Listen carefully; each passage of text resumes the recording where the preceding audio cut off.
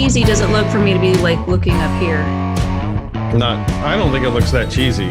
Okay. I think the through line here, the story is going to be that since we are unable to record in studio, we've gone and used a video conferencing platform to do it. So that means, hey, side effect, you get video of us talking. Also, we're going to be doing all the things we do when we record in studio, such as reading our computer screens and picking our nose and all kinds of fun stuff that y'all never get to see in reality. Well, I just want to reiterate that, Is the lighting okay for me? Yes. So I will reiterate that as well. I love the lighting that you've got. It's very Dreamland. And I know, I was very stoked when it played out that way. I assume that that's intentional, but the colors... It grew that way. Like, it was just the blue light on one side, and then I had the other light over here that was side lighting me and making me look like I was really angry. Like, the vein would pop out and everything, and I'm like... and so I took that light and I put it over yon, and I said, I'm going to make it pink. It looks great. More of a red, I love the pink. Just with and this is that Zigbee camera that we had for close-ups in the studio that I'm using for this, because it's like a 4K camera. It looks a lot better than the other one. Yeah, I was looking at the other video and I was like, wow, that is just $3 worth of camera. I think there's actually a little watercolor painter back there just like... Yeah, it's animating me like in real time. Impressionist era Aaron. It was like Van Gogh without being good. It was more of a Monet. I like a good Monet. Yeah. So, are we starting? Yeah, I think we're starting. Just remember, when we're doing video, we can't really edit a lot in the middle, because then it's like... It's like, and then we just jump to another place. So when I start coughing, we're just going to have to leave it in there. Yeah, I mean, I could mute it. It's super real. Otherwise, it would look like The Matrix happened. This is when we stop being polite and we start being real. It's too bad that wasn't our topic for the night. Yeah. You could have like a battle of road rules versus real world. Yeah, or just like the first, we could just do that epic was it the second season of The Real World? Whichever one was New Orleans, I thought was the one that blew it out. I don't remember where they were. But I think you're right. The second one was kind of when everybody was like, oh, crap, this is a really good idea for a show. And then, there was another big boom around whenever the New Orleans one was, which was much later, I think. And then past that, everybody did reality TV, and it just diluted the whole scene. And scene. And next topic. Welcome to Dreamland, the Roach Blasting Podcast. Oh my gosh, Melinda. Color. My name is Melinda. And my name is Aaron. And we are actually doing this on the internet. That was awful. Yeah. We can't off. Do you want to take two? Yeah, I don't know what to do different though. Okay. I'm just so rusty. I don't know. I think it was good. I think we're just going to go with it. Okay. Yeah, I'm with you. I think that was good. I think everyone's rusty with everything right now, like especially when it comes to human interaction. Yeah, oxidation's a real pain.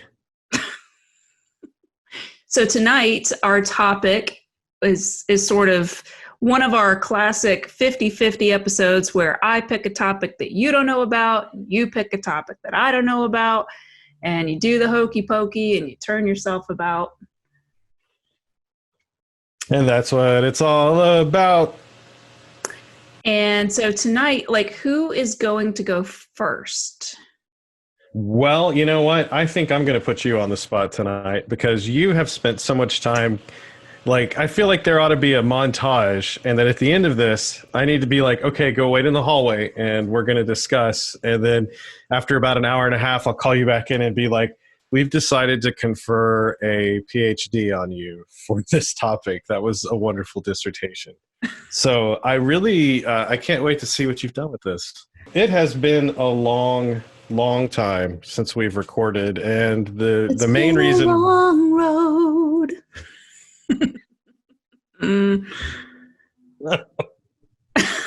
Was it that bad, Aaron? Really? I continuously try to watch that show, and I can't get through the theme song. I know that's so passe. Everybody's like, the Enterprise theme song was so bad, but like everybody kind of gets over it, and then they watch the show. And I've seen lots of people say that it's their favorite. Our cameraman Tim talks all the time about how it is one of the best iterations of Star Trek he's seen. And every time I start to watch it, it's like, in the stream of the like, no, I'm going to go back. I'm going to watch the Golden Girls. Okay. So, cover songs.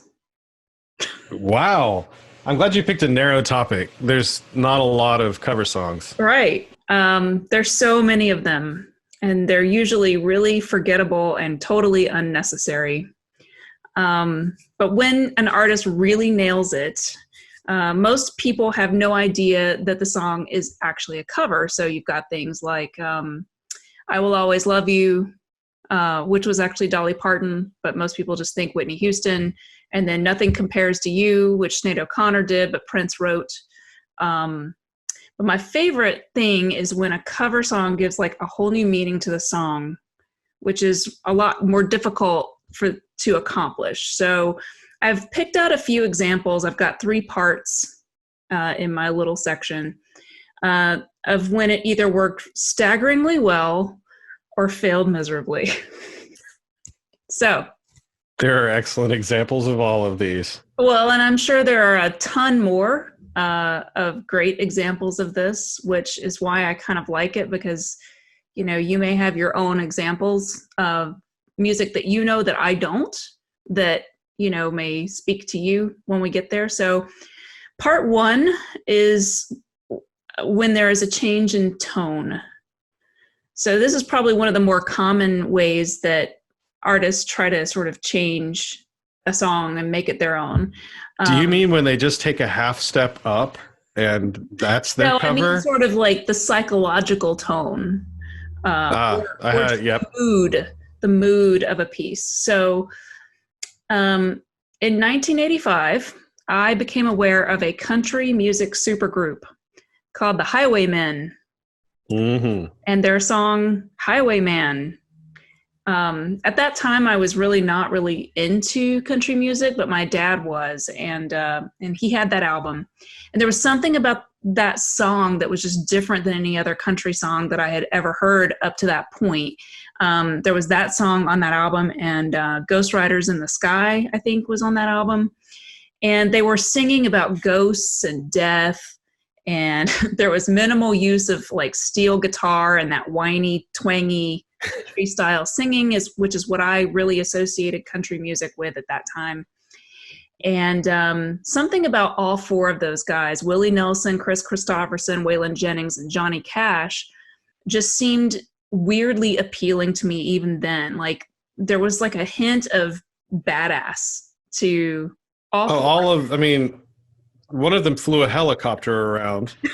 You know, Johnny Cash's daughter talks about Chris Christopherson landing his helicopter in their backyard to come hang out and play guitar with their dad. So, I mean, I definitely equate that. Even with Willie Nelson, who's like the most laid back monk of a guy. Yeah. He's sort of the kind of guy who I would not, you wouldn't expect it, but he probably, you know, he could punch you in the throat and lay you out in a heartbeat if you said the wrong thing to him, but he probably won't.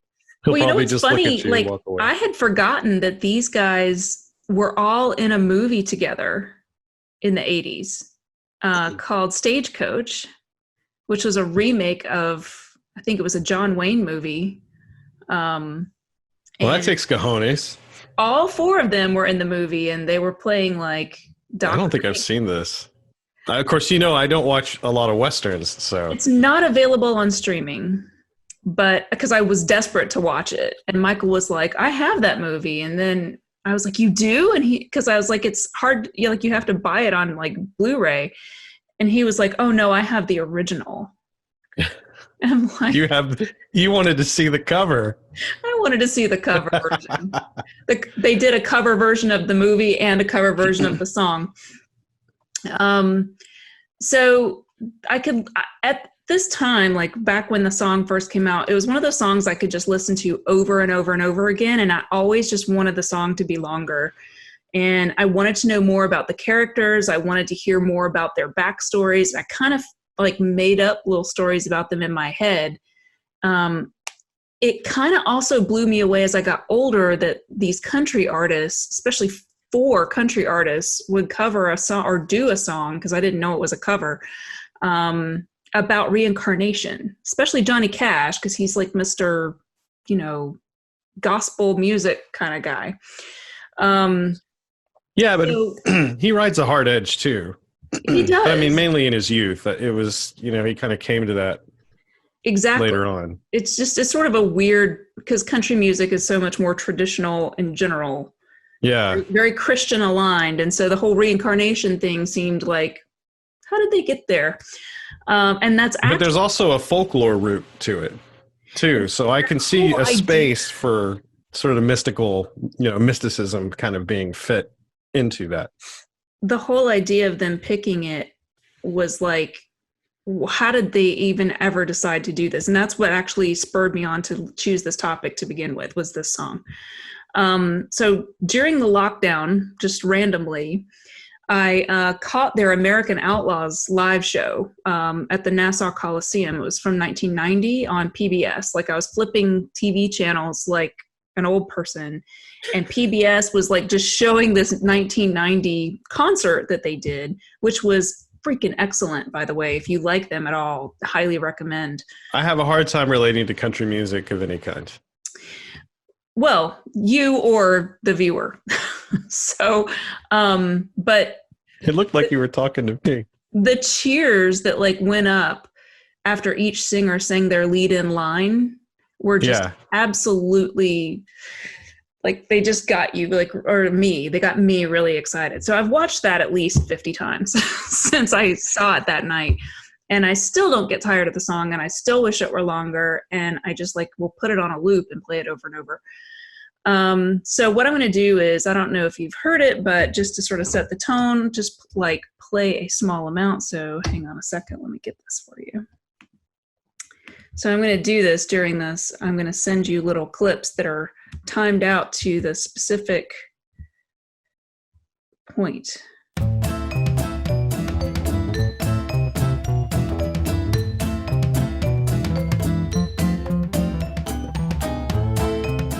I take everything back. I remember this song from when I was a kid.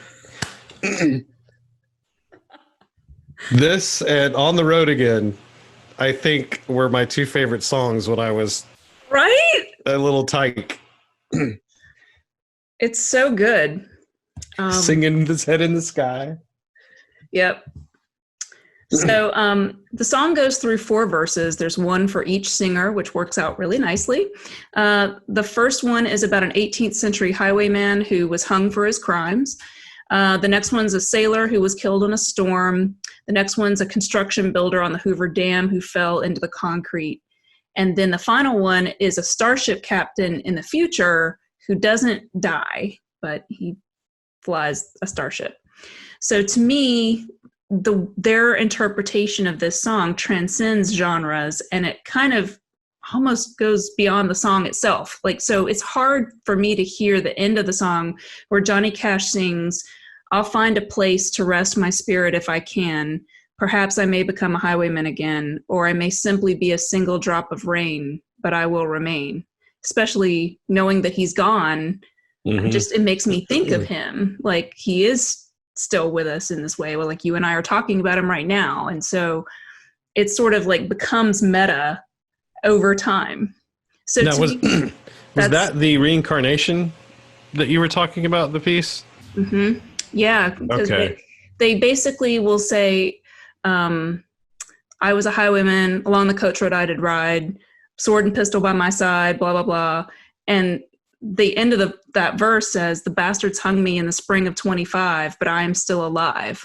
Mm-hmm. And then the next guy starts and he tells his thing. And he says, they said that I got killed, but I am living still. So every verse is whatever their occupation was ends up killing them. But then they say, "But I'm not dead." And then the next guy starts. And so even if you're familiar with this song, which I see you said you were. Oh, it just took like 2 bars of it, and all of a sudden I was like somewhere else. A lot of people else. probably don't know that this is a cover song. It was written in the mid-'70s by a guy named Jimmy Webb, who was an American songwriter and composer and singer from Oklahoma. He was known for writing a lot of hit songs in a lot of different genres, mostly like country and light pop. So he wrote for like a band called The Fifth Dimension. I don't know if you're familiar with them, but they did that. "This is the dawning of the age of Aquarius." And yeah. had this other song which won like an award in 1967 that goes like this. "Up, up and away in my beautiful balloon." And it's very Age of Aquarius. I know my marching band featured that song for a whole semester of my life in high school. Oh, lucky you. I have heard it. We had tie-dye t-shirts with peace signs on them. Very upsetting in 90s rural America to see a peace sign on somebody's shirt, but that was what we rolled with. So the Up, Up and Away song is the super adult contemporary fluffy pop, West Coast pop, I think was the genre that it was called. But it won Song of the Year at the Grammys, and the next year, like he was only like 20 or so when he wrote that song and got all this notoriety, won a Grammy for the song. He was featured in Time magazine the next year. And then he became a favorite writer for Glenn Campbell, who was a country music star. And in 1977, he released his own album called El Mirage, which was produced by George Martin, who was the Beatles producer. And on that album was his song, The Highwayman. And so he wrote the song that was based on a very vivid dream he had about being a highwayman. And that as he wrote it, he realized that the character didn't die. And although he recorded it in 1977, it was fairly unheard of for quite a few years. And then Glenn Campbell decided to record it in Glenn Campbell had recorded it in 1978. But Capitol Records, and it was on his album, but Capitol Records, who was his record label, would not release it as a single. They didn't think it was strong enough. So it caused Glenn Campbell to leave Capitol Records after like a long time.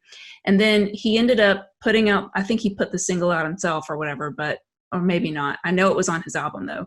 Glenn then took the song to Johnny Cash. So that's how Johnny Cash heard about the song. And that was like when he was in the works to do this supergroup project with those other guys. And so they heard the song and they were like, oh my God, this is really cool. And this Jimmy Webb guy is really notorious in the community. Like he's this great songwriter. But Waylon Jennings apparently initially struggled with the storyline because he wasn't getting it until he finally figured out that it was like 4 different people. And then he was like, okay. So that song won the Grammy Award for Country Song of the Year in February of 1986 and was named the year's top single by the Academy of Country Music. But the original version, which I'm about to send you, is very different sounding, at least to me. It's very new agey. It uses a lot of synth and strings, and it has a much slower tempo, and it kind of, to me, sounds a little bit more like something Yanni would do. Now I want Tangerine Dream to have covered this. Well, I really want to know who you could have done a similar style version. So okay, here we go.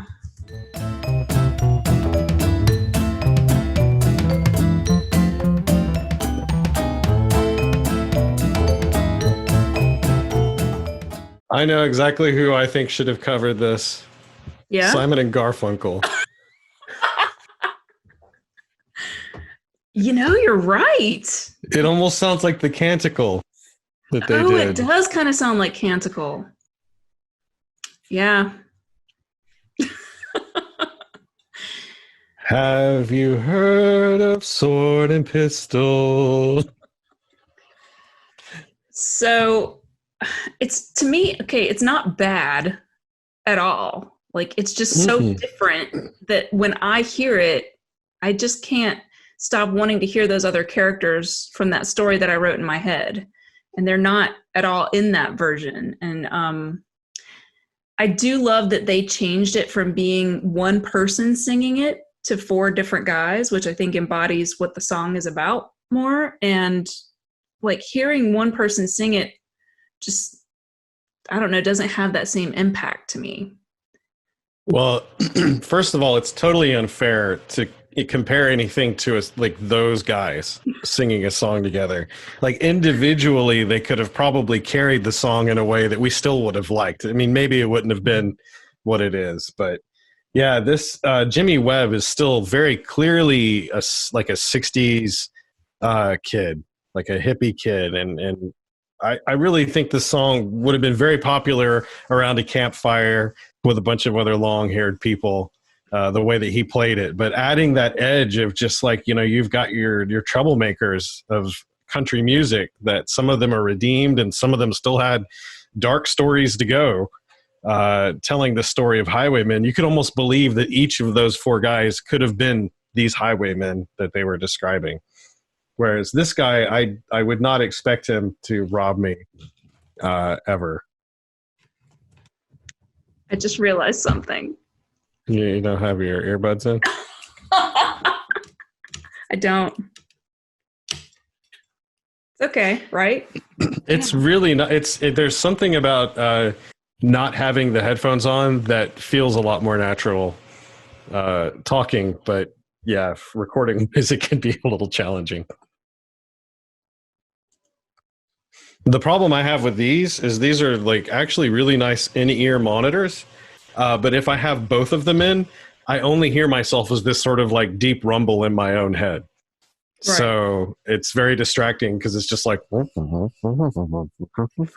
every time I start talking. I'm just going to go ahead and apologize right now, not only for that, but for the fact that this is going to be a real pill to edit. So I can give it a shot. But I'm not thinking about it at all. I'm just sort of just planning ahead. Yeah. Yeah. So, well, that'll be better that that's working now. Okay. So, the other thing that I did find in just sort of looking up this whole thing is not only has this song been covered by a ton of bizarre bands, like a traditional Irish sort of Celtic-y type of band, and like a metal band. I can see that though. Called Iced Earth covered the song. And so, but there's this new version called the Highwaymen that's all women covering 4 women. Didn't see that coming. Yeah, I didn't either. It's not bad, but it's not this. I mean, it's just everyone can just make their own decision about that. It's still kind of got the same. It feels very on the same page with the Johnny Cash, etc. version, but it's women's stories of whatever. So I just thought that was kind of interesting, and that was like within the last 3 to 5 years, so it's more recent. So anyway, I came across a lot of stuff that I just really did not know existed while I was researching this. So it was fun to go down like 4,000 different weird rabbit holes. I've got an unsponsored plug to make when you're done. If you really liked this journey you took for covers of a podcast that you might like, just an interesting show. I'll save it for at the end of your segment though. Okay. Well, now I'm on to part 2, which is called Girls Just Want to Have Fun and Live. So this Thus is when, the t-shirt. So, of course, we're starting with Cyndi Lauper and Girls Just Want to Have Fun.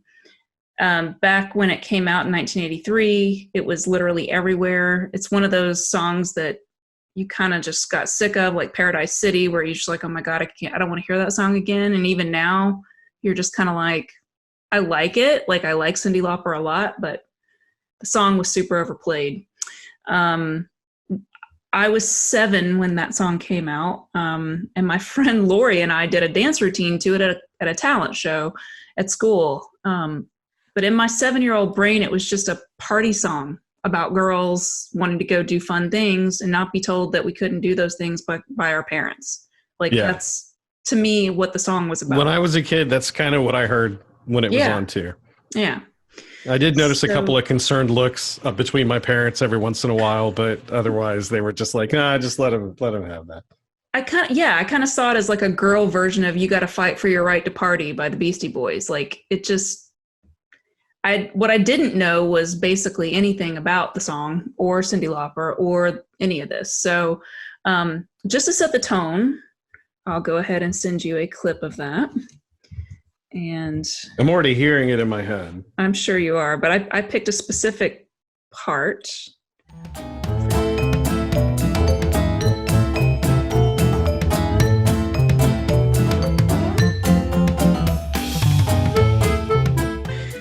Okay. So if you she's a very mouthy person, isn't she? She is. If you didn't know the song was a cover, you shouldn't feel that bad. The original song was written by Robert Hazard in 1979. So 4 years. You think that was his real name? I think so. Hazard? Mm-hmm. It was only released as a demo. He says he was treacherous to those Duke boys? Maybe. He says he wrote it in 20 minutes in the shower and then recorded it and forgot about it. And then when Cyndi's producer remembered it and played the demo for her when he was trying to, come up with songs for her album she got signed to do, she ended up meeting with him and he agreed to let her tweak the lyrics to fit her perspective. The changes, because I looked it up, of course, the changes are super minor. I'm going to post a side-by-side comparison of the lyrics on the show notes. To me, the biggest change is the verse that I just played you about some guys taking a girl and hiding her away from the rest of the world. So to me, there's always been like a little bit of something ominous about that, even when I was a kid, but I just wasn't really sure what that exactly meant. I always thought she was saying somebody's taken a beautiful girl and hides her away from the rest of the world, but she's saying some guys take a beautiful girl. Mm-hmm. Anyway, so sorry.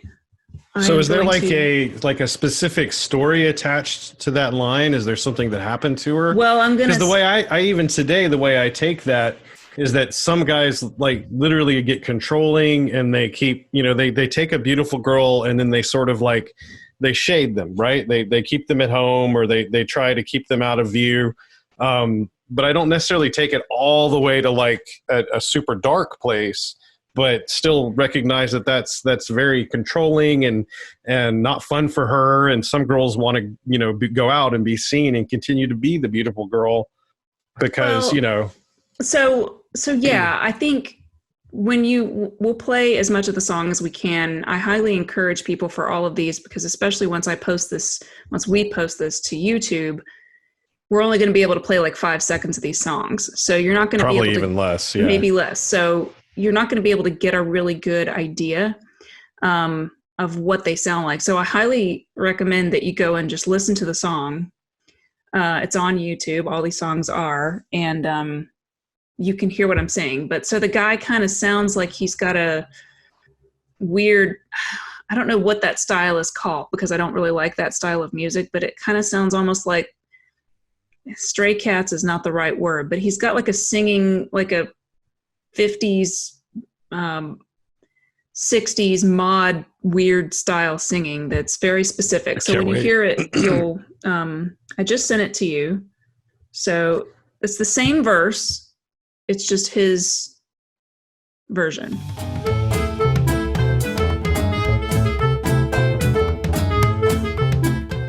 I see what you're talking about. Yeah.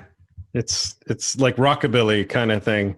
Yeah, something. It's like, oh. Like it's just like a weird staccato singing style that he does.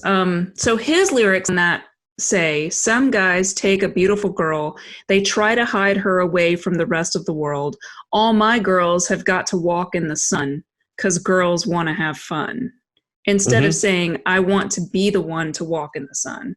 So there's something weird to me about him saying, all my girls have got to walk in the sun. It's not super gross. It's just like, so I kind of see, like, when you see the original and what she intentionally changed it to, it starts to speak to like what she thought. So the other part that's interesting. It sounds like she had a similar ill at ease feeling with the way that line played. She it didn't did, fit with her attitude about, because especially in the 80s, it was very hard for girls to get out there. She has a quote that says, it doesn't mean that girls just want to find romance. That's not what she said, but I'm not going to say the word. It just means that girls want to have the same damn experience that any man could have. Yeah. She's very feminist. So Cyndi Lauper has like a very intentionally feminist bent. And when you watch her video, which was lost on me at the time, but it's showing all these women out, there's all these traditional men working in all these roles, like construction worker and business office guy and all these different people.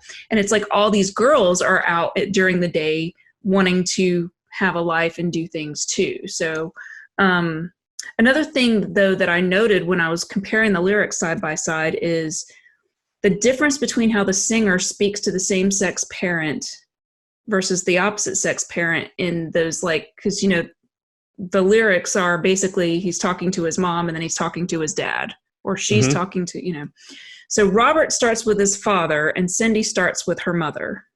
So those switch. And the statement from the mom and dad are basically the same, but the responses are switched. So like the response that he says to his mother, she says to her dad.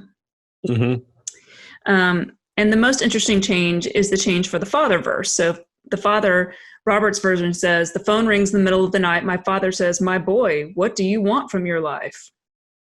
Whereas Cindy's dad says, my father yells, what you gonna do with your life? And that sort of speaks to the difference between how parents treat boys versus how they treat girls. And so I feel like she changed all of that to sort of reflect. It's subtle, but it's there. And so, I guess maybe if I had been a little bit older, like a teenager instead of 7, it might have struck me a little bit differently. I think it was definitely a voice that has influenced you. I mean, the effect of her song has not been lost at all. Yeah. And I think it has had an impact. So according to Cyndi, like I said, it's about wanting women to have the same experiences that men can have. So Hazard's version comes across like a kind of Lothario character who's being called at all hours of the night and day by ladies who are desperate to sleep with him. It's kind of an ego trip, to say the least. And the cover version may or may not come across as a feminist anthem, although Cyndi Lauper definitely thought of it that way. But it's definitely not using the word fun as a code word for sex, which is heavily implied in the original song. So it's sort of like the whole thing where in most of the party music, you can substitute the word sex for dancing. Right. So changing the gender of the singer can deeply change the meaning of a song. So I have another example of this, which it's funny that this was not the reason that the thing that made me think of this idea. But so Tori Amos did an entire album of covers to prove that you can change the gender of a singer from male to female, and it changes kind of the meaning of the song and the tone and everything about it. It's called Strange Little Girls, and it came out in 2001. So on that album is, to me, what may be the best example of this. It's 97 Bonnie and Clyde, which was a song by Eminem that she covered. And the song is essentially about Eminem killing his ex-wife, Kim Mathers, dragging her body out to the car and putting her in the trunk, and then taking his infant daughter, Haley, on a car ride to throw her body in the river. And the song is him talking to Haley and trying to downplay what's happening to her with these sound effects of the baby, his actual baby, Haley, cooing and giggling in the track, and him dragging the body along the ground at the beginning. And you can hear a splash at the end where he throws the body in the water. So here is a clip of that. So I know you love some Eminem.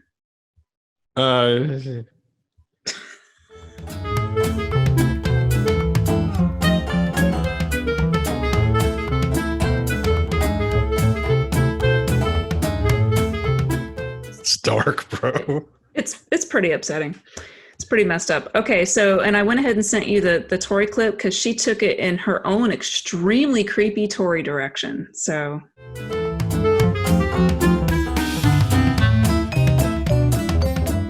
Okay.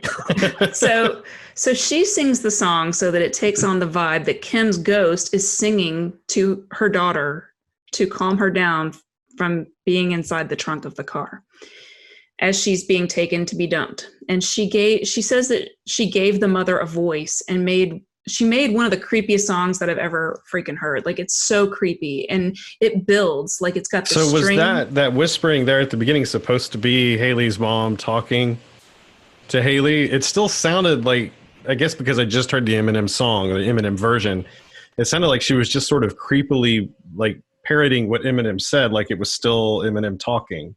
Yeah, it's literally not one word has changed from the original song. So I'm guessing the overall, I'll have to listen to the whole thing, but the overall effect is that this is mom as a ghost trying to keep She Haley never calm. says it, but she basically, because the way it comes across, there's something about the way the lyrics are written that, because a lot of times she changed the tone and the emphasis a lot. She did, but he also was talking about himself in third person, like you do with a kid, like Dada's going to strap you in the car seat now. Mom banged her head, so and she's just in the trunk, and she just took that because he was doing that, and so then it just sounds like she's talking in third person about mommy. Mommy's just taking a little nap in the trunk. Got it. So it has this string section, and it's got this warbly synth sound underneath it that makes it feel off kilter, like a horror movie. And it literally builds to the end, and then it just sort of stops in this sort of screechy violin thing, just like a horror movie. It's like it basically made the song into a horror movie. Because I think Tori must have made some quote, and I don't have it pulled up here, but it was something to the effect of, all these kids are dancing to this song with blood all over their shoes, and this mother doesn't even have a voice. Yeah. They don't even realize how horrible what they're dancing to and laughing at is until you hear the voice of this mom who just wants to protect her daughter. So now that I've had that little downer, that, my friends, is a fine example of art, though, because I'm sitting here, like, this did not exist in my world, the Eminem version or Tori's version of it. But Tori always has this effect with me of everything she performs feels a little too intimate. Like it's suddenly just very close to her feelings and her thoughts. And that can be very uncomfortable and sometimes very challenging. And this is no exception, because I'm sitting here and I'm going through all these different permutations of my head of what rap is. And then I think about why she made this song, and I can't criticize her choice to do it. I can't criticize her perspective and her intentions of the song. And, you know, it's just so darn effective. It's suddenly making you take this thing that was arguably some hit, song for everybody to dance to, like you said, and suddenly like just shift a little to the side or a lot to the side and go bad. Like, oh my gosh, you know? And it's so much more effective. This is like, I hate this about the world I live in kind of moment, you know? It's so much more effective to do it that way as opposed to just going out and going, this song is so misogynistic and inspires hatred toward women and blah, blah, blah. It's like, well, and I can to just do this, show she you. would have had to pay Eminem, for the right to perform it and pay royalties to Eminem for every time it's played. Yeah. So she definitely took the high ground business approach to it. Yeah. and made this thing that's now out there and is blessed by the Eminem, Well, and you know what's lawyers, at funny least. is like everyone cites that version as being like this, oh my God, version of that song, because it's like, to me, it transcends the original, which is why I'm talking about it here. But it's like, because, I thought of Girls Just Want to Have Fun, and I had come across a couple years ago that was a cover, and I was like, wow, I can't believe I never knew that wasn't her song. And then, that she had intentionally changed the lyrics to make a feminist statement and all this kind of stuff. And it's like, well, I mean, I just talked about the highwaymen or highwomen, which is weird, sort of changing it. But I don't feel like, I listen to the song and it's okay, but I don't feel like it transcends the original and says something like on the level that this Tory song does with that song. Like it literally. You're kind of like, I see you. All right, changes. Cool. Yeah. So but Tory is like, you're just like goosebumps, and suddenly you're having all these emotions and feelings. And yeah. And when I saw that tour, I saw her on that tour, and she opened with that song. It was very creepy. And a lot of it is just sort of played when she's singing, just the two of us. Like, it's just so creepy. Haunting. Like, listen to it. It's real creepy. Okay, so the next... Probably not with my in-ear monitors, where like Tori Amos is very breathily just... that, especially that opening bit right there. It's just like the voice right here in my ear. Yeah, it's Tori, social distancing, please. Okay, so part 3, my last section, is going. We're going to be talking now. I couldn't think of the right way to describe this. It's kind of social class, though. So you're building to a crescendo. I just don't know where it's going to happen here. You're going to like it. So Rod Stewart, British singer, known for Maggie May, 1971, and Do You Think I'm Sexy in 1978. Oh, he's this close to Taylor Dayne in my brain. He's also known for marrying a lot of supermodels and being, in general, quite the playboy. So he's this British guy who had this pretty idyllic childhood by his own account, and his musical style is very mainstream. He's kind of known for this raspy, sexy voice. He's kind of a sex symbol-y kind of guy. He's always been like Meatloaf in my head, and that I never understood how he earned that status. Like, I never quite understood why he's kind of like Tom that. Jones to me. It's not unusual to be in love with anyone. If you put my body and you think I'm sexy. My favorite cover of that song is from So I Married an Axe Murderer. Yes. I was like, that finally matches my impression of this artist. All right. So did I already send you the link to what I'm... You probably did. I've got all the sound turned off. Let me I mean, the audio from the videos is recording. No, I didn't. Okay, here we go. So in 1991, he decided to record the song Downtown Train. So let's take a moment to remember that.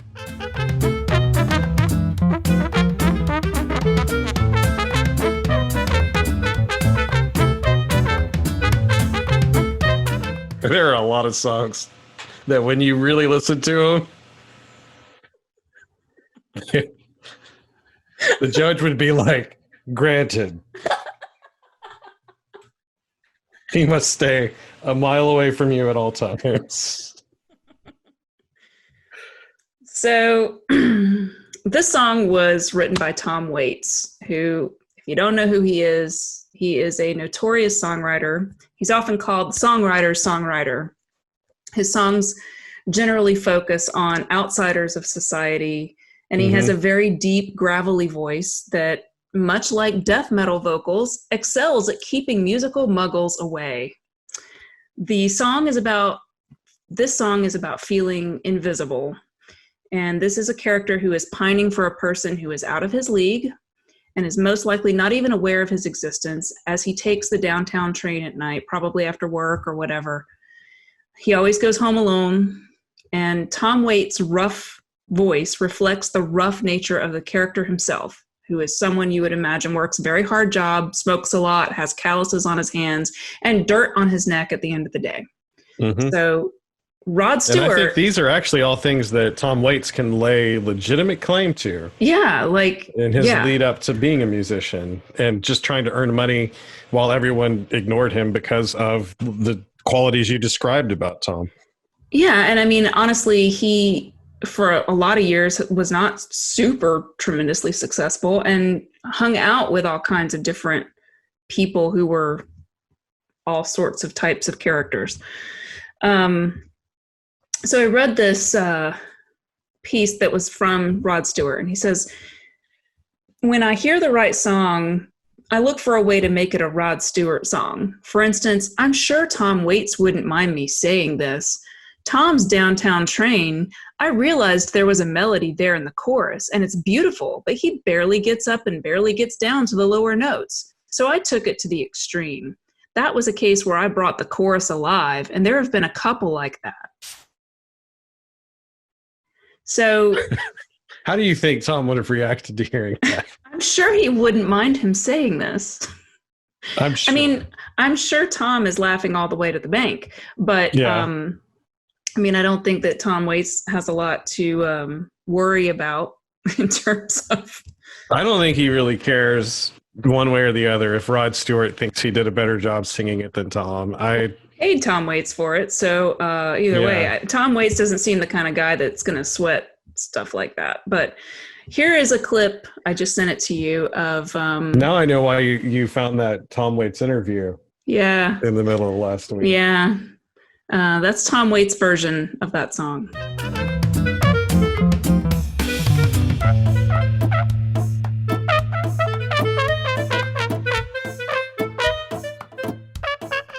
He's literally laying in the gutter. Yeah. It's very different. Yeah. So it's a heartbreaking song, and like all of his work, it paints a very vivid picture. He has a line in there that says, outside another yellow moon has punched a hole in the nighttime. So the idea of someone like Rod Stewart selling that he could be overlooked and alone is kind of preposterous to me. He's very fancy, and he's very pretty. Well, dressed like a McAllister from Home Alone.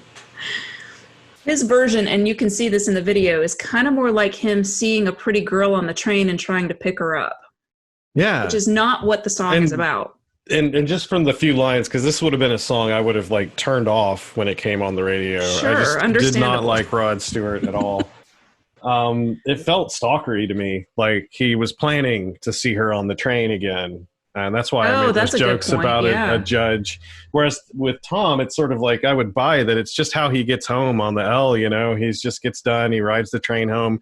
And sometimes he sees her and he just thinks about how she never notices him. And why would he draw attention to himself? Because he's grimy and everything else. And, you know, I don't know why. Tom just seems like a drowned cat. And I feel a little bit sorry for him in spite of how successful and awesome he is, right? Whereas with Rod, I just look at him and I'm like, bro, you come across like American Psycho. Like you're going to get mad because someone else has the same business card as you. Well, he did just get arrested with his son for like punching a guy because they wouldn't let him into a restaurant to go to a birthday party or something. So who knows? Yes, that happened earlier this year. I'd see like this little fluffy Rod Stewart punching people up.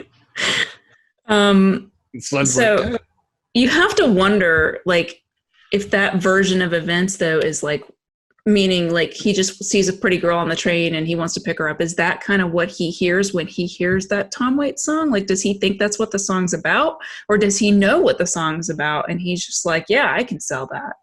Like, yeah, probably he does.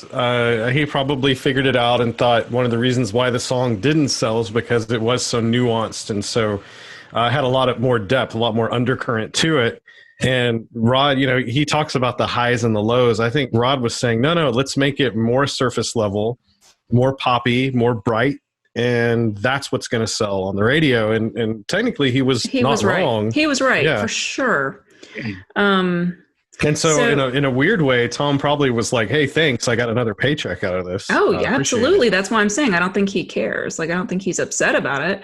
I think it's just interesting that Rod Stewart, because he's covered several Tom Waits songs, and I just think that that's interesting. Like, it's hard for me to envision Rod Stewart even listening to Tom Waits, although I have to imagine that if you are a performer and you're listening to people like sing songs, like you're listening to them from a different perspective than for enjoyment. You're thinking, hey, like this guy because Tom Waits, like I said, is a great songwriter. Like whether you like his voice is beside the point. His construction, his crafting of the songs musically is amazing. And he's a wonderful poet. And so all of that. But can he love Tom Waits as much as Scarlett Johansson is the real question. Because I was not aware that Scarlett Johansson pined for Tom Waits. Well, she did an entire album of cover songs of Tom Waits covers. I didn't know Scarlett Johansson was a crooner. I didn't either. It's called Anywhere I Lay My Head, and it came out in 2008. And holy cow, like her version of No One Knows I'm Gone is breathtaking. Like, yeah, it's one of my favorite Tom Waits songs. It's from one of my favorite Tom Waits albums. Probably Rain Dogs and Alice are my two favorite Tom Waits albums, although it's hard to pick. But No One Knows I'm Gone. I've always appreciated him from a distance. Like I think I was dimly aware of him before I saw Moulin Rouge, and then I thought, hey, this guy is got a lot of chops and he eats up scenery. Yeah. And then ever since then, when an opportunity to experience some Tom Waits comes up, I'll take it. But I've never really like sought it out and can say that I have a favorite Tom Waits song or a favorite Tom Waits album. Yeah. And I mean, he's not for everyone. Like Michael is not a fan of. But I would watch him get interviewed all day long. I don't know if you want to talk about that interview, but I do. It was one that okay, well then I'll let you. No, go ahead. I actually want to know what you think about it because. Okay, so we get a message in our retro blasting kind of group conversation where Melinda's basically saying that, here's the interview or here's the interview that inspired Heath Ledger's Joker. You were like, now I've actually heard a drunk person who sounds like the Joker before Heath Ledger. And I turned it on, and it was uncanny.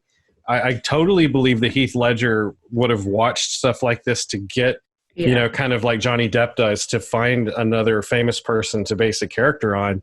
And it's very like, you want to know where I got these scars?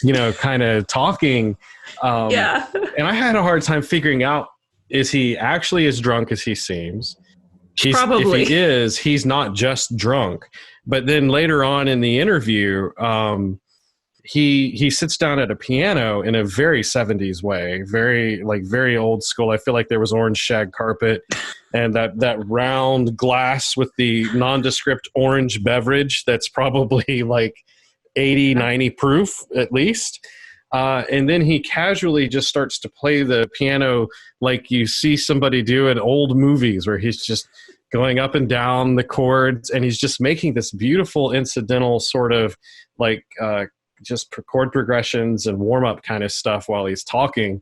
And I don't know when they did it, but the host just sort of vanishes. Did you notice that? Like he just sort of, he's gone. I'll tell you the truth. I had to stop watching. It was so uncomfortable watching seeing him. Watching the host like trying to manage the super drunk Tom Waits. Oh, that was my favorite part. It was so... I was watching him going, like, what would you do if you were on stage?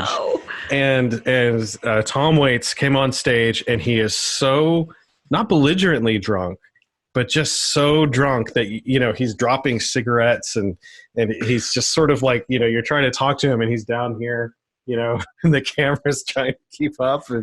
And I thought that guy handled it so very well. And I think Tom was far more graceful than I could have pulled off at that level of inebriation. I mean, he was God funny. Only knows what I would have done if I had been that inebriated. I don't know. It was fascinating. It is one of the greatest things I've seen, to see both those. I don't even know who that interview guy was. I don't either. It was Australia, so. but he was clearly a American or by way of Europe or something. He had a very Italian vibe with the Brady Bunch dad hair and everything else going on. And of course, it was back when everybody smoked, so everybody's just cigarettes coming out of it. Oh, you need a cigarette? I got one over here, and here you go. I'll definitely post a link to that in the show notes. So another side note is that there's a whole album of Tom Waits covers called "Come On Up to the House: Women Sing Waits," and it's got Amy Mann and Roseanne Cash, who you mentioned earlier. Mm-hmm. And also, just as another weird tie-in, Tori Amos covered Tom Waits' song "Time" on Strange Little Girls album. Just saying, it's considered one of the best Tom Waits covers of, and there's a lot of them. So, well, anyway. She doesn't suffer from it to the degree that Tom does, but she has a very similar unapproachability from a musical perspective, because you can never appreciate her as a purely pop artist. You can never really appreciate her as one thing. Right. She's got so many facets that sometimes conflict with each other. And I think Tom has a little bit of that too. Okay, so my point in bringing up that example was that taking a song that is speaking to an outsider group or even an oppressed group and singing it as a rich white dude is at best going to miss the mark, and at worst is going to be what my final example is, absolutely horrifying. Yeah. So my final example is, are you familiar with Public Enemy? Yes. Are you familiar with a song called 911 is a Joke? I'm sure I've heard it. Performed primarily by Flavor Flav. And it's about a lack of response by EMT crews to emergency calls in Black neighborhoods. So here is the song.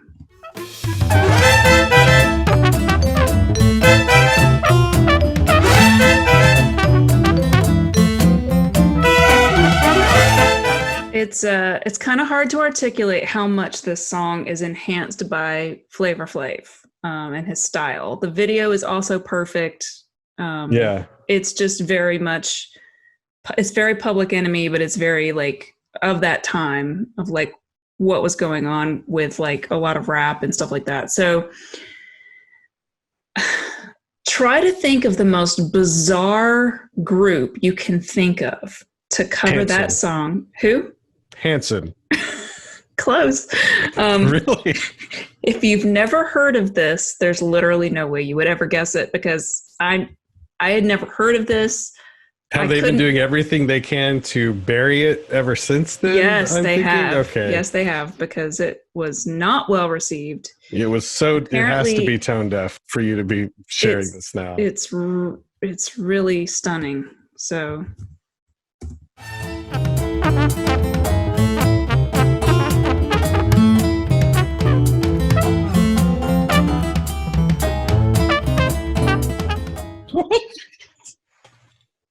No, they did not. I mean, I know there were a lot of drugs. I know there were. I've listened to a lot of Duran Duran. Had no idea they ever covered this song. So apparently it was on an album of cover songs. The band describes the album, which went to number 12 and clocked up a pitiful 3 weeks in the charts, as commercial suicide. It's just, there's not even a whole lot out there. There's a live performance of this song that they did on some sort of, it looks like American Bandstand, but I don't know what show it was. And next up, Duran Duran. It's so tone deaf, and pun intended, but I mean, it's just, what are you thinking to cover a song like that? You have no frame of reference. You're not even from this country. So 911 doesn't even mean, it should be 999 for them. And I feel like it's one of those things where people are like, oh, well, I really like this song. I'm a fan of this song, so I'm going to cover it because I do music. And it's like, I don't think that's a good idea. I think it's corporate.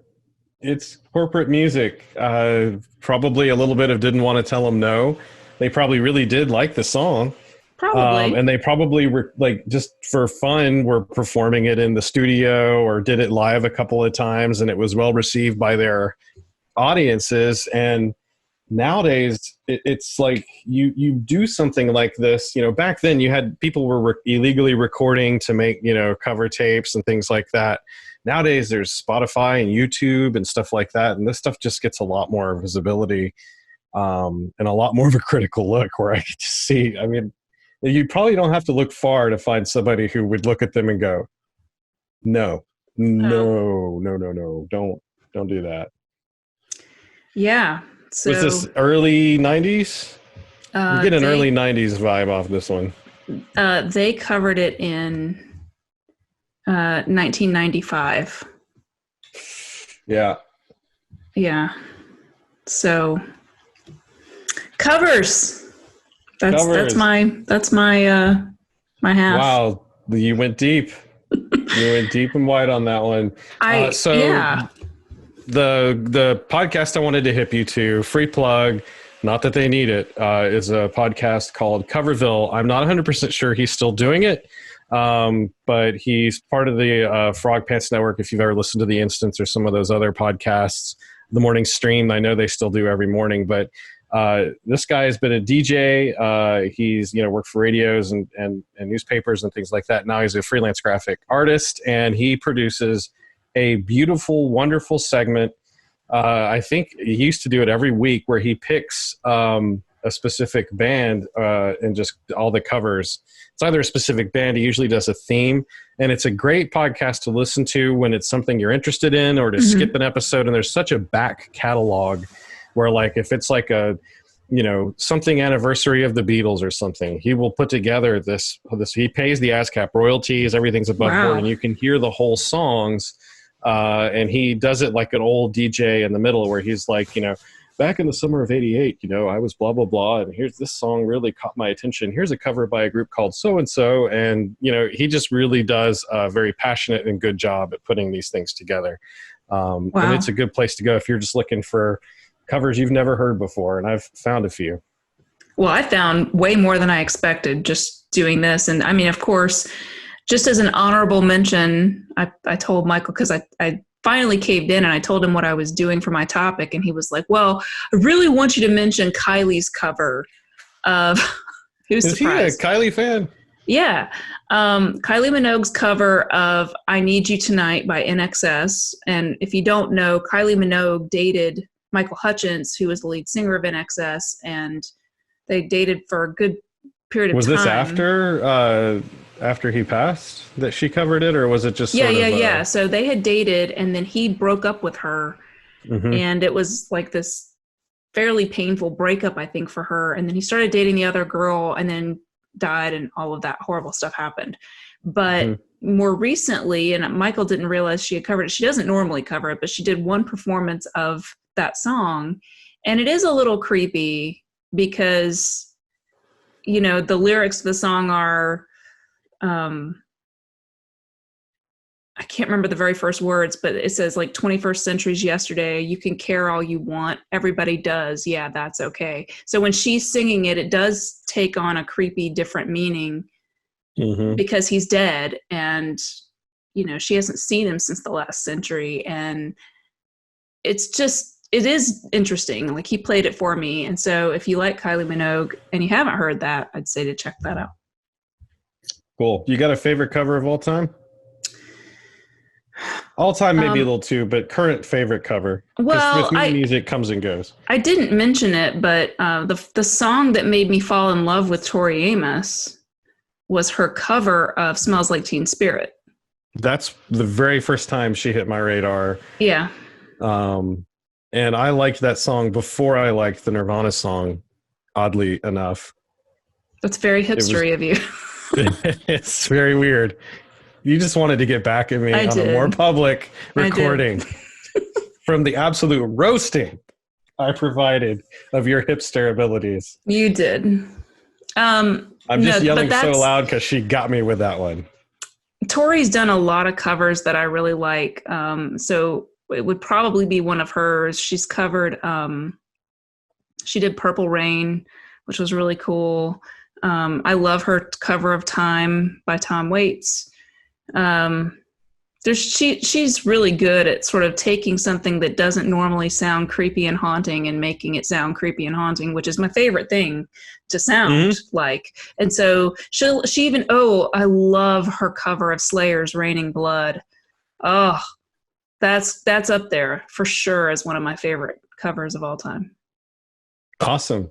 You? My current favorite cover, I wouldn't say all time, is the cover that A Perfect Circle did of, and it was just because I'm on the spot that I even had it in my head.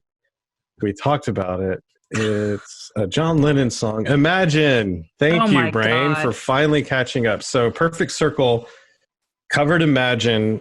They took it to a minor key, and it is a threatening song. Like it sounds like a war march. And it's like when he's saying Imagine all the people, it's like he's shoving that image in your head of troops marching down the road. It has that same sort of rhythm to it. And it really adds a sour, creepy tone to what was kind of a hopeful hippie song at the time. That's a cool idea. I'd like to hear that. Yeah, and with Maynard's vocals over the top of it, it can't help but be uncanny at times. I love when Maynard joins Tori Amos on stage and sings Muhammad My Friend, which is one of her songs, with her. It's quite good. He's got such a nice voice that goes with hers. Anyway, on to your topic now. Yeah, I should have got first. Holy cow. What a show of force you've provided for us tonight. Oh, please. So this one I think is going to be, I'd like to keep it more loose and keep you involved in the conversation. But I was thinking really hard about what I could bring that wasn't Chernobyl to the podcast. So it's Chernobyl, right? So I thought I would talk about this nuclear disaster that happened in the mid 80s. I'm just kidding. I was going to say, man. It's just going to be called the Chernobyl podcast. No, I wanted to, and there is potential nuclear disaster buried in here, folks. I wanted to talk about what we thought space flight would be like when we were kids in the 80s. The bright future of futuristic space travel that we all believed was going to be here for us in 2020. Oh, yeah. So just to sort of like get the ball rolling, I thought I'd start with some of the movies that got me dreaming as a kid. I mean, the most obvious one, I think, being Star Wars. I don't think anybody believed that we were ever going to be flying triangles around the sky and fighting samurai warriors with laser swords, but it definitely sort of set that sort of dreaminess. Michael was hoping that was the case, for sure. Yeah, but they'd have to show. There is no through line from like the Apollo program to a Death Star. It's just not practical. But, you go to something that's kind of loved and hated, like The Last Starfighter. Mm-hmm. People hate that movie? I think it's like hipster hate. So people try to find reasons to discredit it or whatever. It's an 80s movie. I loved it as a kid. What were your feelings after seeing that movie? It's been a long time since I've seen that movie. So I saw that movie as an adult, and I saw it after I met Michael. I don't remember. It must have been within the last 5 years or so. So you kind of missed out in that, like in the moment. And I know I was a little late to the party. What year was that? It was 1984 was when it premiered, and I would have seen it in the late 80s on VHS at daycare. I don't know why that movie never hit my radar. I don't remember ever even hearing about it, but I'm sure that I probably did, and I just am not remembering it. I love the movie. So when I saw it, like I said, like 5 years ago or so, ballpark, and it weirdly kind of reminded me of, it sort of reminded me of Hitchhiker's Guide, just in storytelling like concept of like they take this human and put him in this crazy scenario to fight fish out of water in crazy outer space land. And it also reminded me poetry spouting Volgons. Yeah, there was this book by Alan Dean Foster, I believe, called Glory Lane. That was also very much like a ripoff, probably, of Hitchhiker's Guide. And I loved that book when I was growing up, and I read it over and over.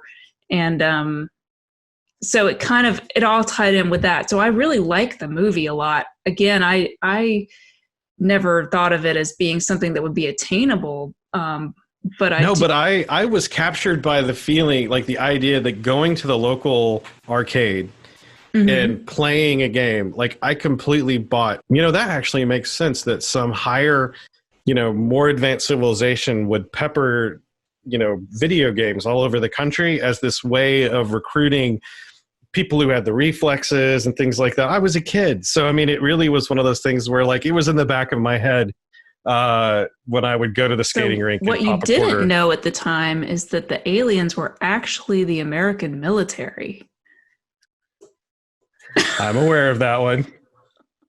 You are now, but you weren't. None of us were then. Like, none of us realized that our video game playing skills were going to become useful in actual warfare. So, oh yeah, the first time I saw a declassified photograph, not that I've seen classified photographs of it, but a declassified photograph of a submarine, and the pilots are sitting there holding PlayStation controllers because they are cheap and replaceable and easy to interface, and there were certain subs that were actually being piloted by these controllers, and it was one of those like, hey, Mom, see? These skills are useful. It was okay for me to skip school and play video games all day. Yeah, I've got a bright future in driving submarines around the ocean. Yeah. So The Last Starfighter, is a fictional movie, of course. I don't think that that's actually how First Contact would happen. But as a kid, it definitely opened the avenues in my brain of what it would possibly be like, and at least some sort of feasible.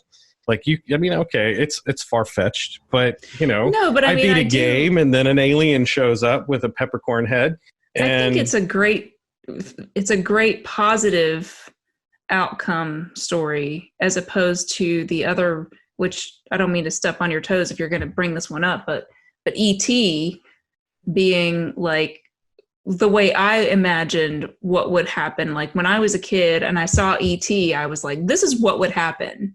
If we ever came across alien life, we would try to destroy it and test on it and just be awful. My nihilistic movie is much darker than E.T. Oh, I'm sure it is, but I laughed at E.T. like, that's for the children. This is so ridiculous. Well, yeah, and I saw that whenever it came out in the theater. I can't remember what year that is. 83, I think. So, I don't have it on the list, so I didn't fact check the. I think it's around there. So I was like 6 or 7, somewhere in there when that movie came out, and I was like, I just thought it was heartbreaking, but it was. That movie took a really hard turn at the end. Just the images of the. You're right though, because that is a far more realistic look at how the government would react, and that they came and they just tented the kid's whole house. He gets home and there's soldiers everywhere. It's terrifying. And I know they've tried, I think they've tried to change that since then to laughing response to walkies and everything. Well, yeah, he took in his Spielbergian edit, he took all the guns out of their hands and put walkie-talkies there, but he does make the original version available, unlike George Lucas, which we won't go into that. Yeah, I think there's plenty of other, even on our channel, opportunities to explore that particular topic.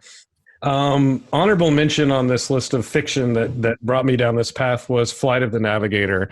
I appreciate that movie for what it was the time that I watched it. It doesn't really correlate.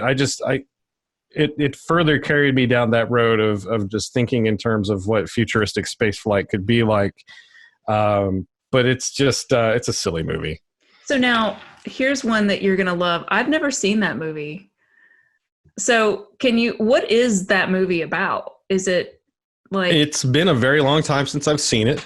It has one of the coolest sort of artistic renditions of a spaceship in that. I've seen the spaceship. It's all like chromed out, right? It's more like Mercury in that it can sort of reshape itself. So the idea behind it is that there's this alien craft that needs a navigator to be complete.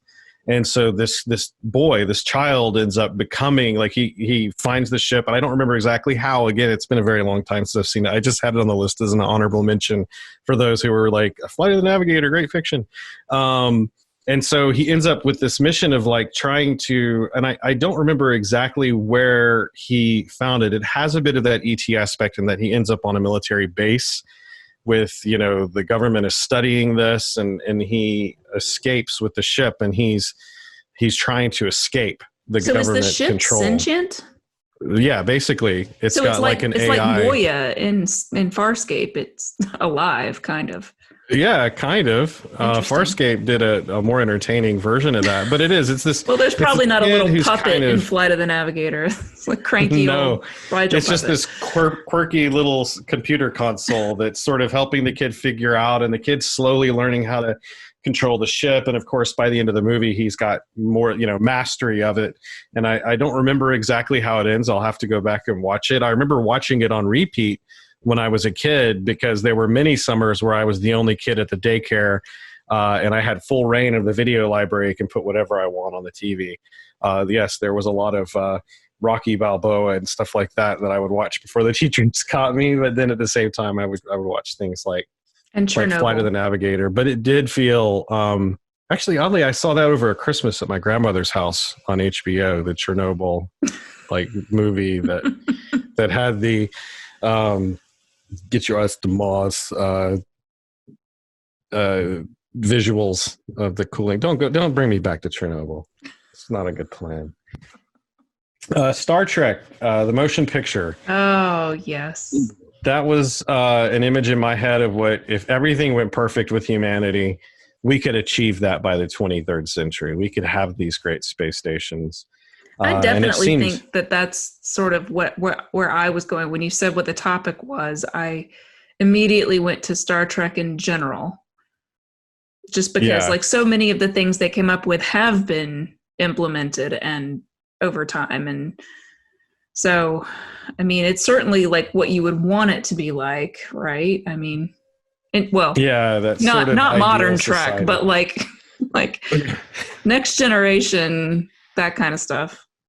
Yeah, and the motion picture is featuring the cast of the original series, but they're blending them more into the Next Generation ethos at that point with this, where the society is kind of perfected in a lot of ways, and the technology seems on the surface to be very safe, but we can see how when bad leadership pushes the limits, you injure people and you can lose people that way. But I definitely liked the visuals of the space stations. In the show notes that I'm going to share with you after we're done recording, I have a photograph of the Enterprise in their space dock, and it was very much like someone was actually asked, "What would a shipyard in space really look like?" And they said, "Ooh, make it pretty." They just got junkyard dogs out there. They're like, you can't hear them woof in space. A true fact. I don't know if you know that. It was a little dark. But again, that does stay kind of in the fanciful side, but it did draw a lot of my imagination towards what I had hoped things would be like. The next one on my list is Space Camp. Oh, man. Yes, Space Camp, which, I've known several people who were really, really into the space, like the space program and stuff like that. And they just hate the concept behind the movie, just the idea that any of that could ever happen. And it's fine. It's a movie, and that's the same problem I had with it, even back then. I mean, I can suspend my disbelief, and I just kind of enjoyed the movie because going into space for me, it was to me, it's the equivalent of going under the sea. We don't belong there. So we weren't built to go there. Home. So just stay home and that's right. Little kid, stop dreaming about coming out here where you don't belong. And that's fine. I totally am fine with other people doing all these things. I just didn't have that drive myself because I was like, that seems terrible. To me, whenever I watch stuff that's set in space, it is absolutely terrifying to me because you just like think about it. Like if something goes wrong, like it only takes one tiny little thing to go wrong. And like, I remember when that Apollo 18 movie came out and I saw it in the theater and I was just like sweating. Apollo 13? Well, yeah, Apollo 13. See, I don't know. The Tom Hanks, whatever movie. Yeah. I absolutely, I did totally slip my mind on that one. As a progenitor for this, I mean, it was about past space achievements, but that comes up here. Space Camp was interesting to me because parts of it were filmed in my own backyard. You know, I grew up around the Rocket City. It there? I think there were a few scenes that were filmed in that area. If not, I mean, from watching it as a kid, I told myself that I recognized some of the locations. It's possible, yeah. I mean, because they hosted a space camp in Huntsville, Alabama. Yeah, and if I think you've Michael driven went through there. Yeah, and I spent like every summer I would go visit at least the Space and Rocket Center, and then school field trips were around that place. So I actually participated in like the Top Gun program there, where they put you through flight school and all kinds of stuff. Like they simulate dropping you out of an airplane with a parachute, and you have to correctly, handle getting down this big long sort of guy line and then unhook, and then they simulate a helicopter coming out to pick you up and you hook onto it. And then if you do the full program, they drop you off at an island and you have to make a tent out of your parachute overnight. No. And then they rescue you and all kinds of stuff. That's not really true. It is true. No, it's very true. And, they run you through now they slowed them down for us because I think we were like 5th or 6th grade. But like F-15 or F-16 fighter jet actual simulators with people on the radio, and you simulate a takeoff, fly around a aircraft carrier, and then land back on the deck of the aircraft carrier. And it was one of those really good flight simulators that simulated hopefully not like the video game. No, very different than the video game. You can't land on that damn aircraft carrier no matter what you do. I think everybody here played that game all the way up to the part where they had to land the plane. It was the best game they ever played until they had to land the plane. You just gave me, you triggered me. I can't deal with this. I'm suddenly back in that room, TV about this big. That's 2 for 2, in this episode. I got you with the Highwayman and also with the Top Gun game. That took me back to the brown Datsun that my parents had, and we were getting in the car to go to the grocery store, and On the Road Again came on. The Highwayman song reminded me of the On the Road Again song. So just to round it off, I think that one, 2001, to me is the epitome of what I really thought the future of space flight can be. And it's ironic because it was made way before, 1968. I was conscious and aware on this planet.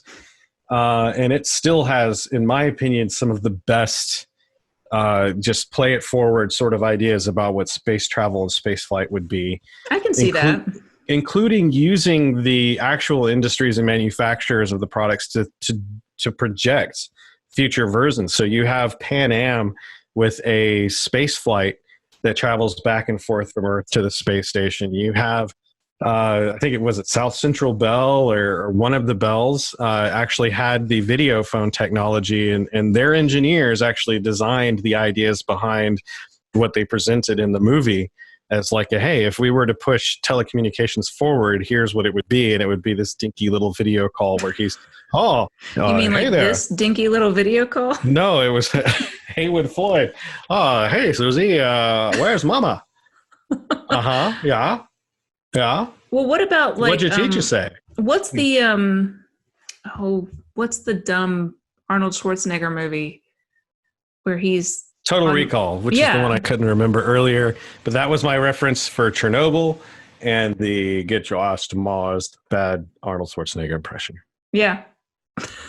Well, what I like about that though is that I can kind of see that or something akin to The Fifth Element, where it's like pleasure cruises, right? That people go on for fun just to be able to say, I went to Mars or I went to the moon. But the Total Recall one has that sort of Sin Tour feel to it as well. This is Las Vegas and you're going there for a little strange, I think. And So, What are you, Canadian all of a sudden?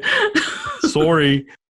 But yeah, that one didn't fall into my category of hopeful visions of the future. But it is a really interesting sort of, they really did a lot of strange tech for that. I remember thinking the cars, Johnny Cab.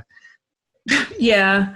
So I think for me, like, I always, aside from just like the massive amount of energy and resources that it takes to go, like, we essentially live in the middle of nowhere, right? Like, if we're looking at the galaxy, the universe, whatever, as, you know, a map, we're literally in the middle of nowhere. So for us to get to a place where someone else might be would take a huge amount of time, a huge amount of resources and stuff like that. So space travel, we can't even as humans comprehend no just how big all of that space is. And I don't even want to try. But what I will say is I can imagine, like, someone like, what's his face, the bazillionaire who is like scheduling trips up into space for rich people to pay like money to say that they went into space. And that, I feel like, for many years for me has been like the way I think a lot of people can see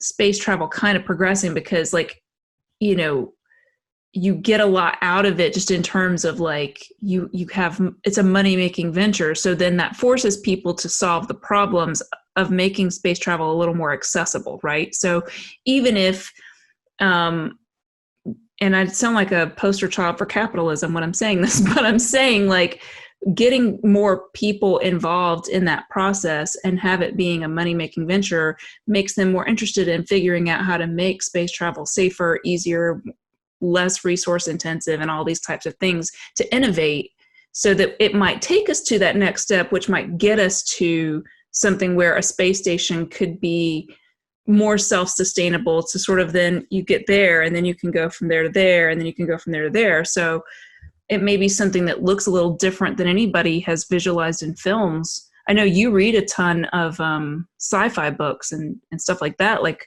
have you read any kinds of concepts of that kind of thing that seem cool to you, like, in that way? Absolutely. And I'm glad that you brought up the Elon Musk and the Jeff That's Bezos his name.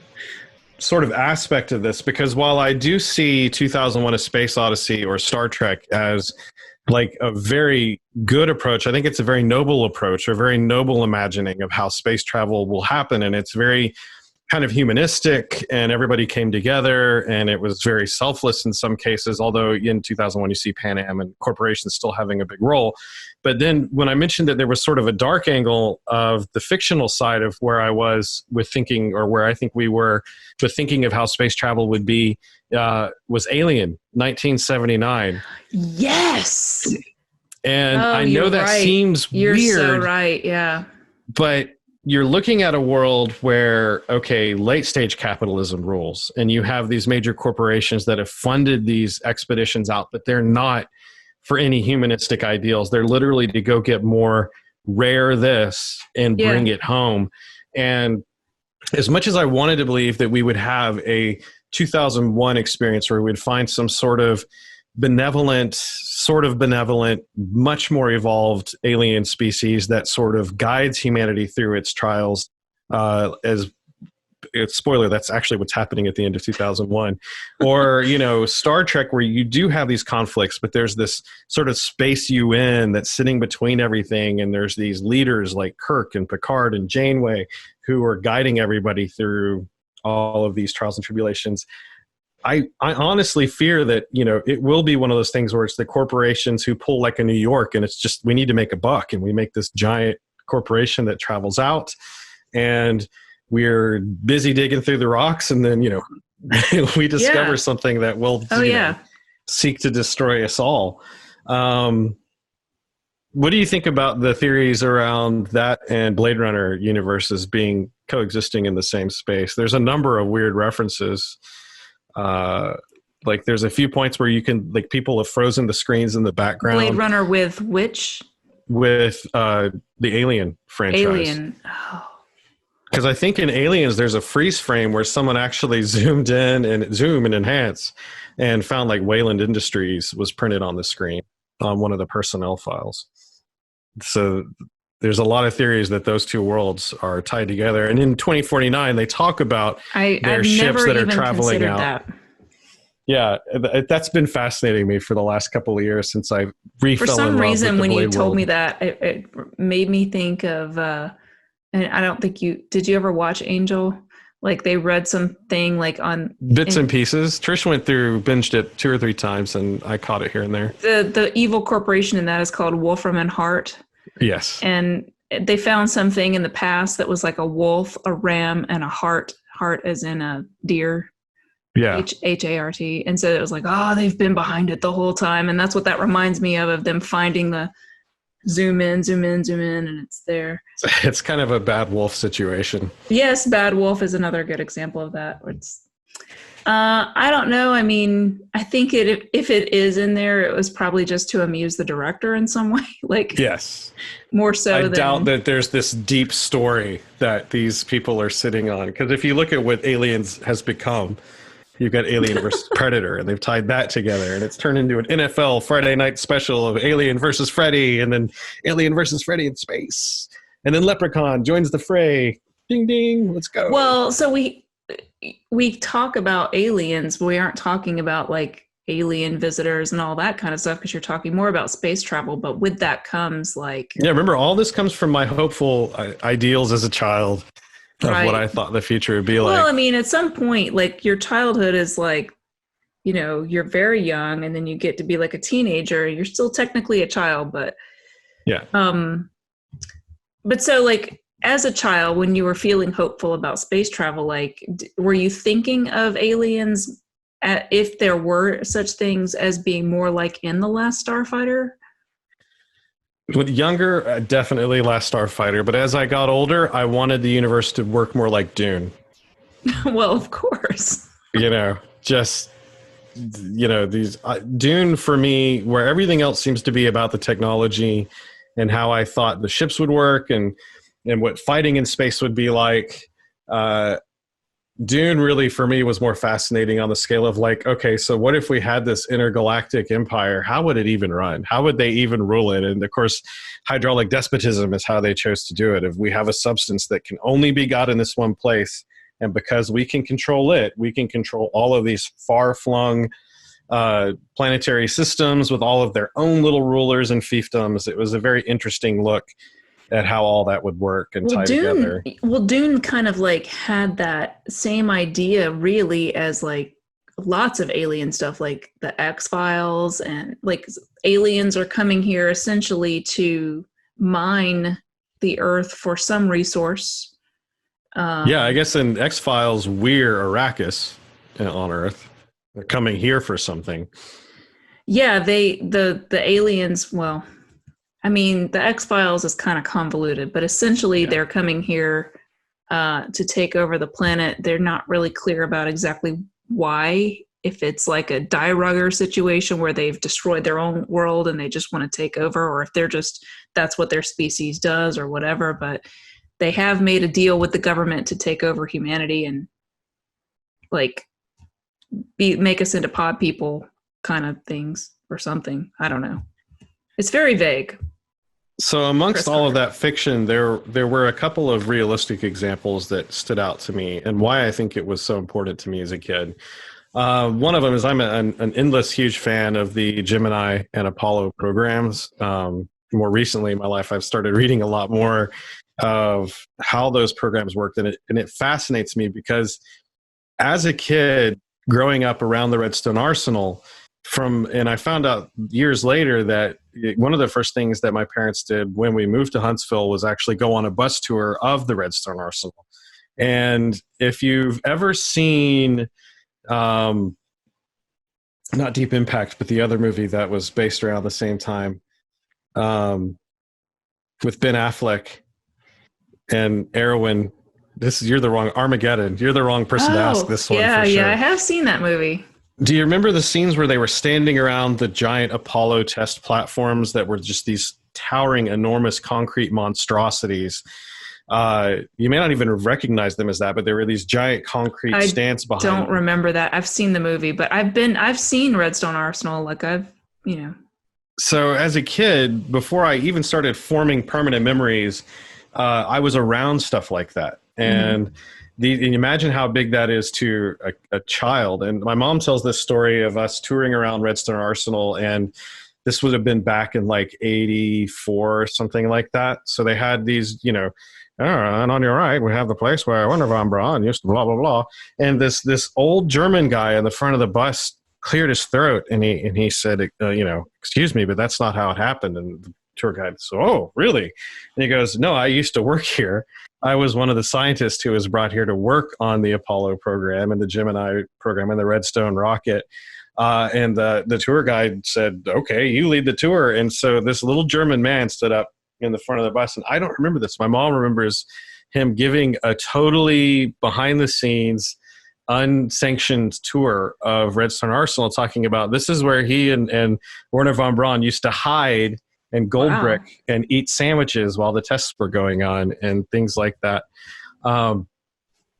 So, growing up around that and then hearing about things like Skylab, if you remember Skylab at all, which it inspired us and then it terrified us for like a whole summer when we all thought it was going to fall on our heads.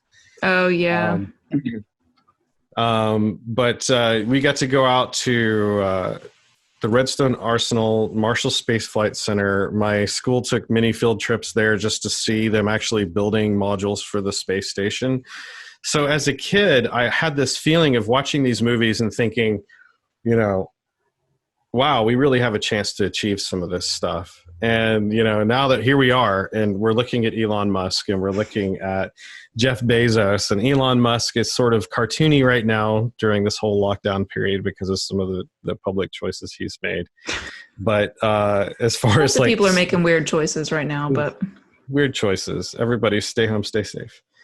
So to end all of this off, in my studies of this, and I know it was kind of a rambling 50-50 topic, I was digging around for some of the plans, and one of the ongoing themes that I had from this whole idea was that it felt like we were walking around in what a more advanced civilization left behind. We used to have these giant rockets that took us to the moon and these huge achievements. And then we would go to places like Redstone Arsenal and Marshall Space Flight Center, and we would watch these movies of what it was like to be in space. And all of them were on IMAX, and they were beautiful, and they were all filmed from an Apollo rocket. And it's 1989 now, and the space shuttle's a thing, but it really did seem to fizzle after the Cold War sort of ended. It's almost like we, and I think for better or for worse, turned our sights back to the Earth and started thinking about things we needed to handle here, because God knows we have a lot of stuff to take care of. Sure.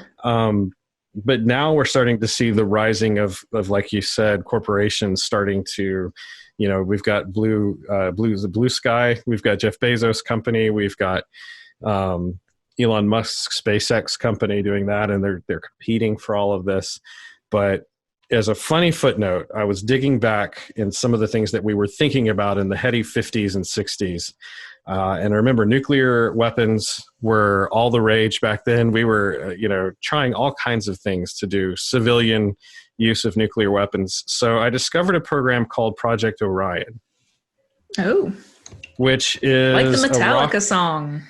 It may even be related to this idea. The idea behind Project Orion, and I've got some pictures of this in the show notes, was that we were going to construct a spaceship, a rocket, that would take off from the surface of the Earth, but the way that it would propel itself was that it was going to drop small nuclear bombs out of its back end, which were going to explode and then propel the rocket further into space. The idea being that once it got into the orbit of the Earth, it would continue to do this, and it would reach a significant portion of the speed of light by the constant application of pressure of these nuclear explosions. So yes, we were going to launch a rocket from the surface of the Earth and blow up multiple nuclear bombs as it traveled what further could and possibly further. Go wrong, Aaron? Oh, they even noted there will be significant fallout from doing this, but they were willing to take that risk. And of course, the partial nuclear test ban put an end to this idea. At that point, they were just going to build it in space. So were people going to be in this rocket, or just... Yes, absolutely. They had designed it so that there was a capsule at the very top where the people would be, and way down at the bottom, there was a big pressure plate with a little pooper and shock absorbers, and it would drop the nuke out, and the explosion would push on the rocket, and then the shock absorbers would distribute that energy. So I am not a rocket scientist, just in case you think that I am. Anybody? I'm not either. No claims to. I don't really understand, like, okay, so you've got 8 people, 5 people, 3 people on a rocket, and you send it way out, speed of light, out into space. We're talking Jupiter, Mars. Let's say you do that, right? And then, like, do they have enough bombs to, like, get their way back as well? One of the cool things about the scientists who were building this was they were really good at math. So they planned you for would that. have to be. Well, so they yeah, had sort of like a nuclear bomb bomb tank that had the right amount of bombs in it to get them around Jupiter and then maybe bring them home, leaving behind clouds of radioactive shrapnel. On the way there, that Apollo movie that I got wrong, Apollo 13?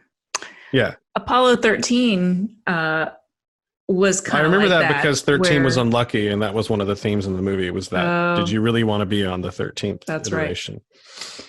Well, and then, the fact that they managed to actually, that the plot of that movie, which was actually what happened, right, seems like, really, guys, like, that seems like a dumb, like, workaround. Like, it's barely Star Trek level of explanation of how you're going to get out of, like, we're going to use the moon's gravitational force to, like, slingshot us around, and or whatever it was that they did. I probably got that wrong, but whatever it was that they did, I just remember in the movie that is what they did. Okay, good. My memory sometimes is fuzzy, but it's so crazy that that's actually what happened. It's like, oh my God, they must be good at math. That was the disillusionment that I experienced after going through all of this fiction and then studying what happened with Gemini and Apollo and feeling like we got left behind. Like, the 50s and the 60s was where the future was, and now we're living in this weird world with a space shuttle that's kind of like the Nissan Sentra of space travel. Like, it was literally designed like a little bus that was going to get people to the space station and bring them home. But even then, we had these ideas that we were going to build a space station orbiting the Earth that was going to be a hub. The space stations would go there and refuel, and then they would carry on to the moon or beyond. We had all of these dreams, and the problems at home continued to grow to the point where we could not, with good conscience, spend the trillions of dollars it was going to take. And we didn't have, it seems like, unless we have a foe like the Soviet Union, or a competitor like, somebody in Europe or China, we're never going to try to accomplish these things. The general public is never going to be willing to, like, we have a hard enough time feeding everybody here. Why are we going to spend $10 trillion getting up there? I mean, it's like the difference between living in the modern era of the 60s versus the postmodern era of when we were growing up. Yeah. And the postmodern era is just sort of, in the modern era, everything was science can solve everything that's facing us. And there are limitless possibilities because science is the answer. We were talking about putting nuclear power plants on commercial airliners. Yeah. I mean, we were like thinking of all these cool things we could do. We were like we'd done all this atomic energy stuff. And then we were like, there's no limit to, like, how far. And for a long time, that was true. Like, computers progressed a tremendous amount, and processors, and they got smaller and smaller and smaller, and but all of that kind of came here, and then we got, like, really disillusioned, and the Cold War ended, and we had lost all faith in all leadership, and we were real jaded and cynical, and it was just like all that stuff is tied into a certain hope that you were talking about, the hope of, like, going into space and how cool it could be and all of these great things. And I feel like we lost that I don't know if it's just as America, as a culture, or if it's like worldwide, but it definitely, once we got heavily into the postmodern, and now we're in the postmodern era, it's just like all of that is like, I feel a little bit of that that. hope rekindling, but You I do? think it's been tempered a lot by a better understanding of what the universe that surrounds us is like. Mm-hmm. So the idea of having faster than light travel seems very implausible, but other programs and ways to get further out. And, you know, the school of thought that maybe it doesn't make the most sense to send people out, but it makes a lot of sense to send mechanisms out that can survive the high forces involved and send back data and be a lot more cost effective. But, you know, we faced a lot of tragedies, you know, Columbia, Challenger. We all remember seeing that as it unfolded in the Do you remember where you classrooms. were when it happened? Oh, yeah. I was in my classroom Me too. at my elementary school. I remember looking out the window, and it was not an unusual occurrence where I grew up to hear actual rocket tests happening. And it felt like a death knell for the dream that we had of all of this. We realized that this was a very big challenge. And after thinking about it a lot, I've come to the conclusion that we weren't left behind by the 50s. What looked like large monsters of construction and technology were actually very very broad strokes of an idea that we've refined a great deal. And when you look back at the math that happened, recently there have been the highlights of a lot of very famous women who were behind the math that got us to the moon, who computed it on paper with slide rules and with just raw grit. And if you think about what we're doing now, you see Elon Musk launch a rocket and then the rocket comes down and lands on its tail. Would not have been computationally possible back then, because all of that takes a lot of real-time reaction and work. So what seems like small achievements now are actually really, really big and difficult. And you think about some of the images we get back from Mars and throughout the solar system. So it's almost like the dream was this sort of fiction that we had, and the reality is going to take a lot longer, but there's still, I think, hope in it. And with the advent of, computing technologies we have and quantum technologies that we're developing, I still think the future is fairly bright for humanity to get out there and see what's going on. But it's probably not going to look like we think it does.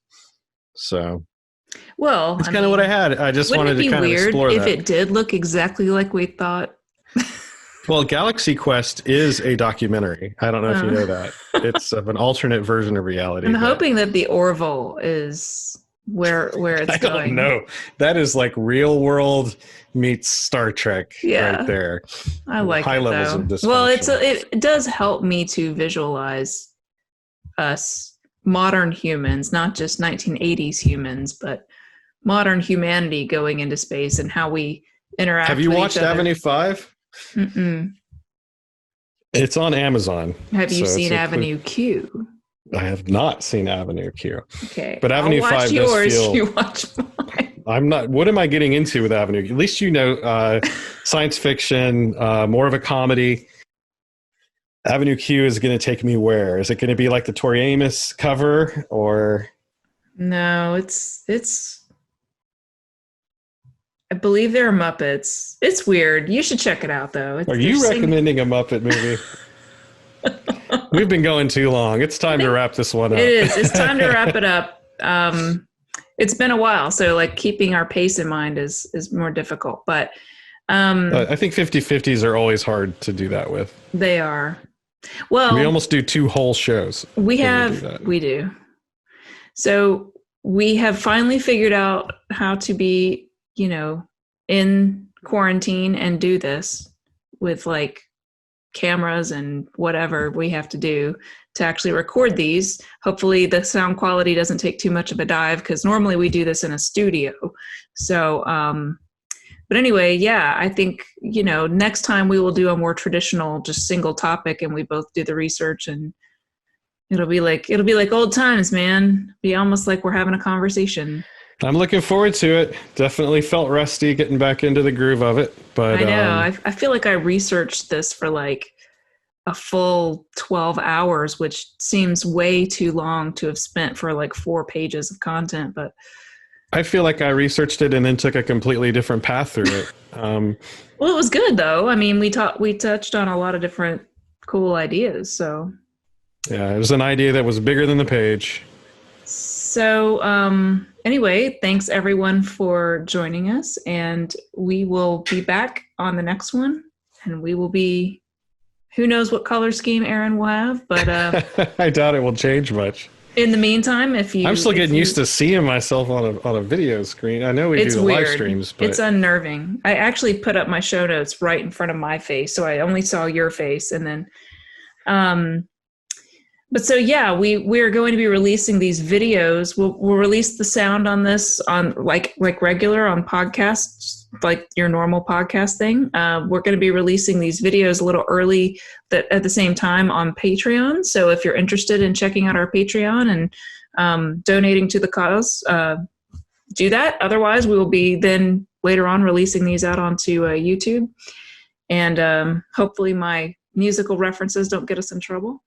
And so you can check us out at retroblasting.com or on youtube.com/retroblasting and on our Patreon, where Aaron and I will be posting a lot of these things, and possibly if we screw up enough, we'll post some of the behind the scenes stuff too. So yeah, any of these episodes that totally fail, we'll just post the garbled best there for our patrons to look at and laugh hysterically.